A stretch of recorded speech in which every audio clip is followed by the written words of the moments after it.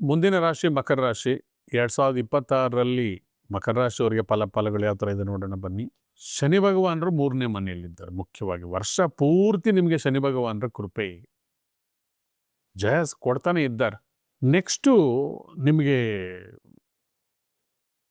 June 2ನೇ ತಾರೀಕು ಒಂದು ವಿಶೇಷವಾಗಿರ್ತಕ್ಕಂಥ ಫಲಗಳನ್ನು ಗುರು ಭಗವಾನರು ಕರ್ಕಾಟಕ ರಾಶಿಯಲ್ಲಿ ಕುತ್ಕೊಂಡು ಕೊಡ್ತಾರೆ.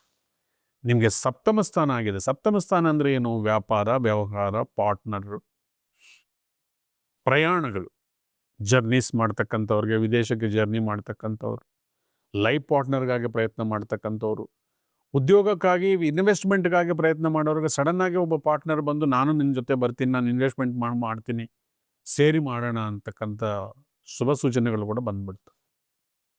ಈ ಟೈಮನ್ನು ನೀವು ಎನ್ಕ್ಯಾಶ್ ಮಾಡ್ಕೋಬೇಕು.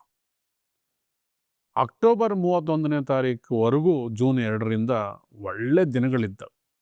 ಈ ಟೈಮಲ್ಲಿ ಲೈಫ್ ಪಾರ್ಟ್ನರ್ಗಾಗಿ, ಸಂತಾನಕ್ಕಾಗಿ, ಉದ್ಯೋಗಕ್ಕೆ ಇನ್ವೆಸ್ಟರ್ಸ್ ಹುಡುಕ್ತಕ್ಕಂಥವ್ರು ಕೂಡ ಅನುಕೂಲಕರವಾಗಿದೆ. ವ್ಯವಸಾಯದಾರರು ಕೂಡ ಈ ಟೈಮಲ್ಲಿ ಒಳ್ಳೆ ಟೈಮ್ ನಡೀತಾ ಇದೆ. ಪ್ಲಸ್ ಶನಿ ಭಗವಾನ ನಿಮ್ಗೆ ಅನುಕೂಲವಾಗಿರೋದರಿಂದ ಪ್ರಯತ್ನದ ಮುಖಾಂತರ ಜಯವನ್ನು ಪಡ್ಕೊಳ್ಳಿ. ಗುರು ಭಗವಾನರು ಮಿಕ್ಸಡ್ ರಿಸಲ್ಟ್ಸ್ ಕೊಡ್ತಾ ಇದ್ದಾರೆ ಈ ವರ್ಷದಲ್ಲಿ.